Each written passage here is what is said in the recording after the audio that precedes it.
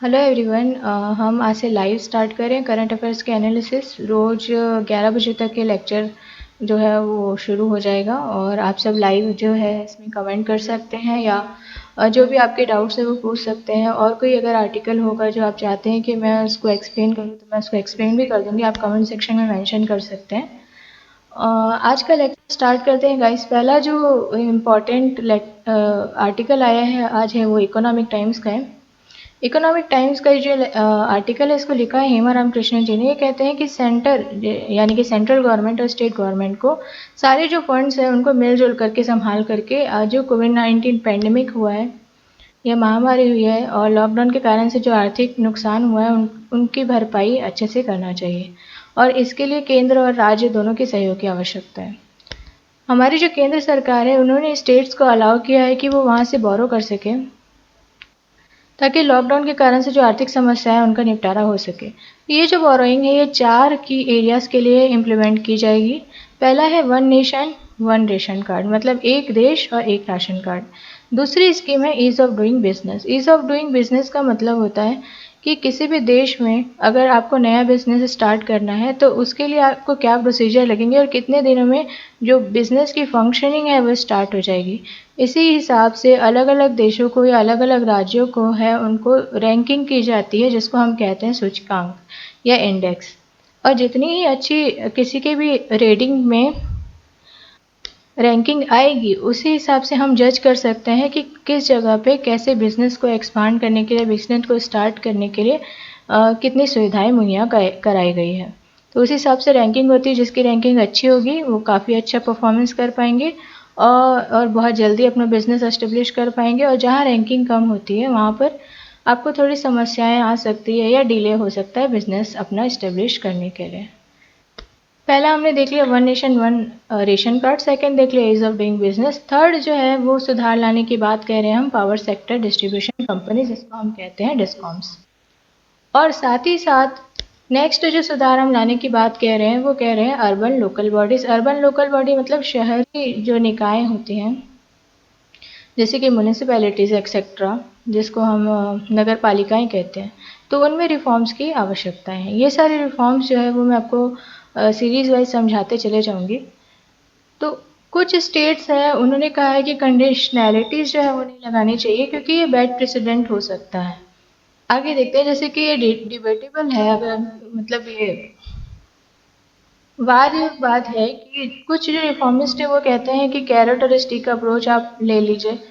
Other जो state है वो आर्ग्यू कहते हैं कि सेम कंडीशन सारे स्टेट्स में लागू नहीं हो सकती। आप एक पैमाने में सारे ही राज्यों को जज नहीं कर सकते। अलग अलग स्टेट्स की अलग अलग कैपेसिटी होती है कि कैसे वो सुधारों को अप्लाई कर सकते हैं अपने अपने स्टेट में।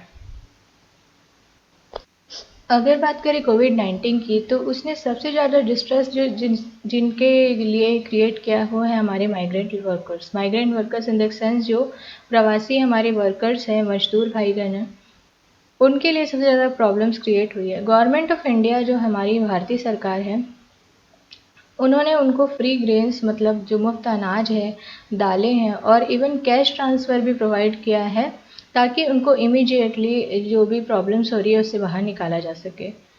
और ये भी प्रॉमिस किया गया है कि जो रेशन कार्ड्स है या राशन कार्ड्स जिसको हम कहते हैं अलग अलग स्टेट्स के, तो कहीं पर भी वो उनको यूज़ कर सकते हैं।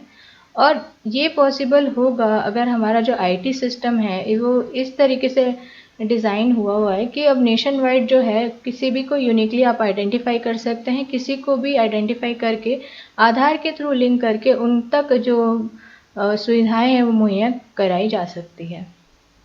अब स्टेट्स जो है राज्य है उनको इतनी तकलीफ नहीं होनी चाहिए कि माइग्रेशन क्यों हो रहा है, नया सिस्टम कैसे जो है जॉइंट एफर्ट्स के थ्रू वर्क करेगा। इसीलिए एक्स्ट्रा एक्सपेंडिचर की ज़रूरत नहीं है। बस आपको अपने जो सप्लाई चेन है उसको मैनेज करना पड़ेगा। साथ ही साथ आपका जो स्टॉक है या इन्वेंटरी मैनेजमेंट है सारे स्टेट्स में अच्छे से होना चाहिए। साथ ही साथ जो उपयुक्त मूल्य दुकान होती है या फेयर प्राइस शॉप कहते हैं जिसे हम, जहाँ पर जो भी राशन कार्ड धारी है उनको अनाज मुहैया कराया जाता है, वहाँ का भी अगर वो डायनेमिक डिमांड के साथ कोप कर सके या वो डिमांड के साथ ही अपनी सप्लाई को मैनेज कर पाएँ तो ये भी काफ़ी अच्छा कदम होगा स्टेट्स के लिए ताकि जो अभी भी जो लेबर्स है जिनको प्रॉब्लम्स हो रही है, उनकी जो प्रॉब्लम्स है वो सॉल्व हो सके। बहुत सारे जो एमएसएमईज है या जो छोटे उद्योग हैं या मीडियम उद्योग है, उनको सपोर्ट चाहिए ताकि वो सरवाइव कर से एग्जिस्ट कर पाएँ, फिर से वापस से अपनी जो ऑपरेशन है वो शुरू कर पाएँ। ऑपरेशन शुरू करने के साथ साथ अपनी इनकम्स वापस से बढ़ा सकें, जॉब्स क्रिएट कर सकें। और ये कैसे होगा? तो ये होगा ईज़ ऑफ डूइंग बिजनेस को सपोर्ट करने के साथ साथ। अगर मान लीजिए नए उद्योग को अगर कोई लगाना चाहता है तो उनको जल्दी से जल्दी परमिट्स मिलने चाहिए, लैंड का अप्रूवल जल्दी होना चाहिए, इलेक्ट्रिसिटी और वाटर कनेक्शन जल्दी मिलने चाहिए और वो अपना बिजनेस जल्दी से जल्दी रजिस्टर कर पाएँ, ऐसी सुविधाएँ होनी चाहिए। और ये जो सुविधाएं हैं ना केवल जो पहले से एग्जिस्ट कर रहे हैं उन प्लेयर्स के लिए, बट जो नए प्लेयर्स आना चाहते हैं, जैसे नए एंटरप्रेन्योर या नए उद्यमी आना चाहते हैं, उनके लिए भी अवेलेबल होना चाहिए। मैन्युफैक्चरिंग कंपनीज जो कि रिलोकेट होने चाह रही है या अपने ऑपरेशंस जो चाइना में वो कर रही है उनको यहाँ इंडिया में इस्टेब्लिश करने चाह रही है, तो उनको भी गवर्न करने की बहुत ज़्यादा ज़रूरत है। अब हमने देख लिया 2 पॉइंट्स कि कैसे आप जो अनाज है वो अवेलेबल करवा पाएंगे one nation one ration card के तहत। दूसरा हमने देख लिया कि कैसे आप ईज़ ऑफ डूइंग बिजनेस को सपोर्ट कर पाएंगे। अब देखते हैं हमने जो तीसरा देखा था कि पावर डिस्ट्रीब्यूशन जो कंपनीज है, डिस्कॉम्स है, उनमें कैसे सुधार लेकर आएंगे। अब जो अलग अलग राज्य हैं उनको अब पॉलिटिकल करेज की ज़रूरत है। Political courage in the sense कि आप जो है फार्मर्स को फ्री जो पावर सप्लाई कर रहे हैं और पावर थेफ्ट जो है वो बढ़ते जा रहा है, क्योंकि हमारे पास उतनी अवेलेबिलिटी नहीं जितना हमको डिस्ट्रीब्यूट करना है। तो डिस्ट्रीब्यूशन में बहुत सारे ड्यूज अभी तक लेफ्ट है, अभी तक बचे हुए जो बिल्स इनकी पेमेंट नहीं हुई है। इसके कारण बहुत सारे स्टेट्स हैं, सबका अगर मिलाकर के देखें तो 90,577 करोड़ रुपए का जो ड्यू है वो बचा हुआ है अभी तक, और ये बिल्कुल अनसस्टेनेबल है, बिल्कुल भी टिकाऊ नहीं है। इस तरीके से अगर हम पावर लॉस करते रहेंगे तो हमारी जो डिस्कॉम कंपनीज है वो पहले ही लॉस में चल रही है, अगर ऐसे ही चलता रहा तो आगे भी वो लॉसेस में जाएंगी। कुछ हद तक जो पावर क्राइसिस है वो आ सकता है इंडिया में। तो सारे कस्टमर्स जो भी अगर पावर यूज़ कर रहे हैं, जितना वो कंज्यूम कर रहे हैं उतना उनको पे भी करना चाहिए। अब अभी तक जितने भी वित्त आयोगों के रिकमेंडेशन हुए हैं, कहीं पर भी हमने ये नहीं देखा कि जो रियलिस्टिक यूज़र चार्जेस है और जो लोकल बॉडीज़ है उन्होंने कोई जो चार्जेस है वो उतने अच्छे तक रिवेन्यू जनरेट करने का काम नहीं कर पाए हैं। अगर वो रिवेन्यू जनरेट करेंगी तो हमारे इंडिया में अर्बनाइजेशन का जो रेट है वो बढ़ पाएगा और जो इन्वेस्टमेंट है वो ग्रोथ के लिए भी सपोर्ट करेगी।